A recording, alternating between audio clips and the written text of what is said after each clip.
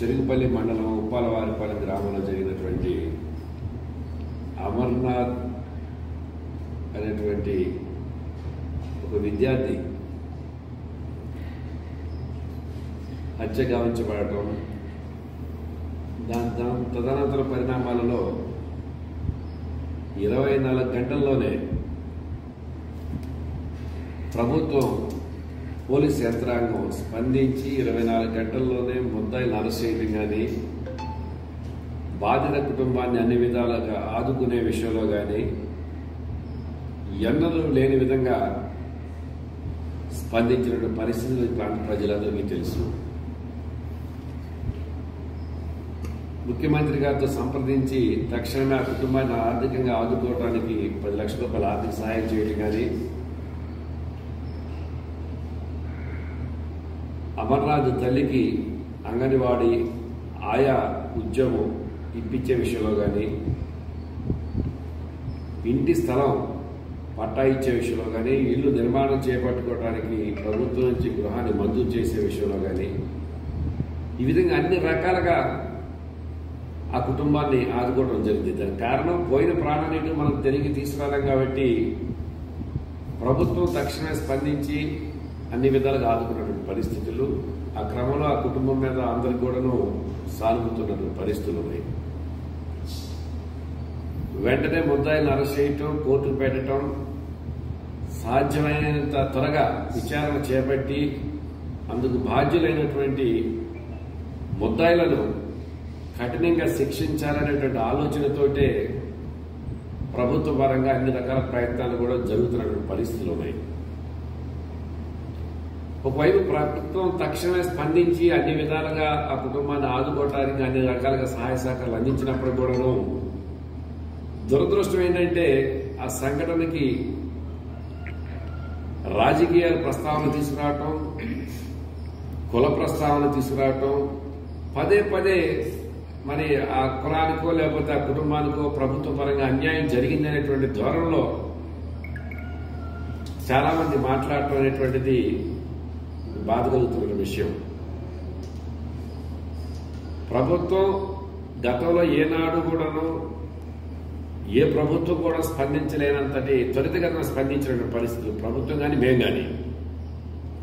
అదే గత 5 సంవత్సరాల్లో తెలుగుదేశం ప్రభుత్వం కాలంలో వనదాక్షి ఎంఆర్ఓ దగ్గర నుంచి ఎత్తికేశ్వరి వరకు కూడా అనేక రకాలైన సంఘటనలు మహిళల మీద దుర్మార్గమైన చర్యలు జరిగినప్పుడు ఎక్కడా ఈ రోజు వరకు కూడా సరైనటువంటి చర్యలు తీసుకునేటువంటి పరిస్థితులు ఆనాడు గతంలో లేవు. ఆనాడు ప్రభుత్వంలో ఎక్కడా 10 రూపాయల ఆర్థిక సహాయం చేసినటువంటి పరిస్థితులు లేవు ఏ బాధిత కుటుంబానికి కూడా.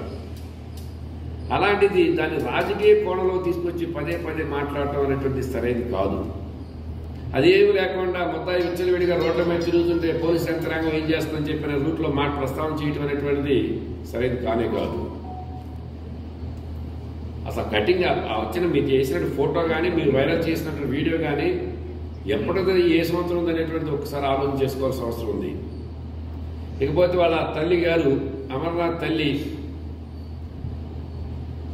ఆమె కానీ ఆమె చెల్లి కానీ మరి ప్రభుత్వ పరంగా మేము చేయాల్సింది చేసాం, కానీ ప్రభుత్వం మాకు ఏం చేయలేదు స్పందించలేదని చెప్పి మాట్లాడటం అనేటువంటి సరైనది కాదు. దానికి తోడు ఆ వెంకటేశ్వర రెడ్డి అనే కుర్రాడు 1-2 పర్యాలు వాళ్ళ ఇంటికి వెళ్ళి వాళ్ళ అమ్మాయిని ఏదో బెదిరించినట్టు ఏదో చేసి మమ్మల్ని చంపుతాం, ఇచ్చేస్తామని చెప్పేసి అని మాట్లాడినట్టుగా ఆమె కంప్లైంట్ ఇచ్చింది. ఆ కంప్లైంట్ యొక్క పూర్వపరాలు, వాస్తవాలు ఏంటి, నిజాలు ఏంటి అనేటువంటిది పోలీస్ ఎంక్వైరీలో తేలుతుంది. వాస్తవంగా అలాంటి సంఘటన జరిగినట్టుగా పరిస్థితులు అయితే ఉంటే కనుక తప్పనిసరిగా కఠినమైన చర్యలు తీసుకోవడం జరుగుతుంది. దీంట్లో 2 ఆలోచన లేదు. ఎవరైనప్పుడు కూడా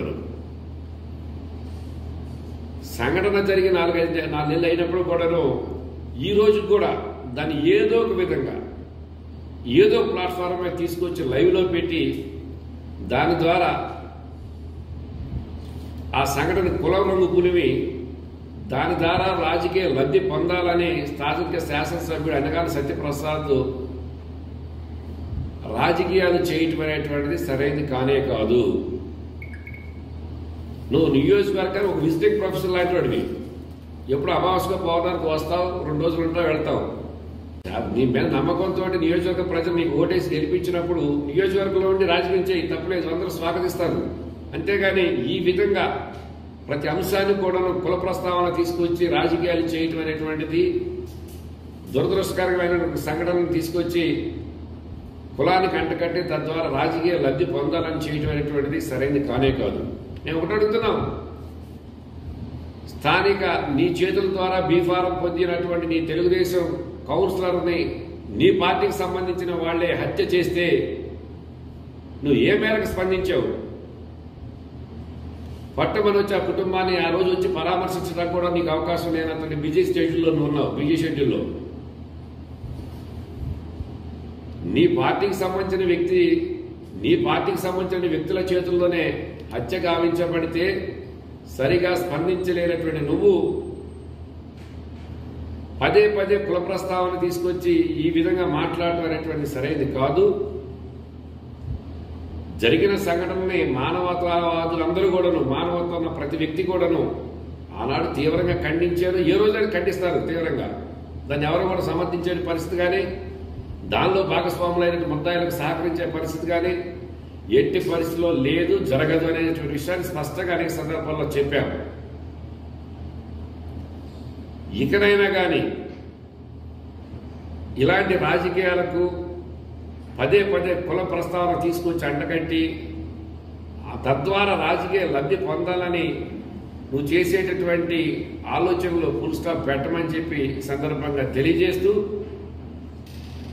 అమర్నాథ్ కుటుంబాన్ని ఆదుకునే విషయంలో కానీ, అమర్నాథ్ మర్డర్ విషయంలో భాగస్వాములైనటువంటి ముద్దాయిలకు త్వరితగతిన కేసు విచారణ చేపట్టి శిక్షలు వేయించే విషయంలో కానీ, లేదనుకుంటే మొన్న వెంకటేశ్వర రెడ్డి అనే వ్యక్తి వాళ్ళ ఇంటికి వెళ్ళి బెదిరించాడని ఏదైతే అమర్నాథ్ తల్లి కంప్లైంట్ ఇచ్చిందో ఆ కంప్లైంట్ మీద సంపూర్ణంగా విచారణ జరిపి ప్రభుత్వ పరంగా చట్టపరంగా తీసుకోవాల్సిన అన్ని రకాలైన చర్యలు స్పష్టంగా తీసుకోవడం జరుగుతుందనేటువంటి విషయాన్ని ఈ సందర్భంగా తెలియజేస్తున్నాం.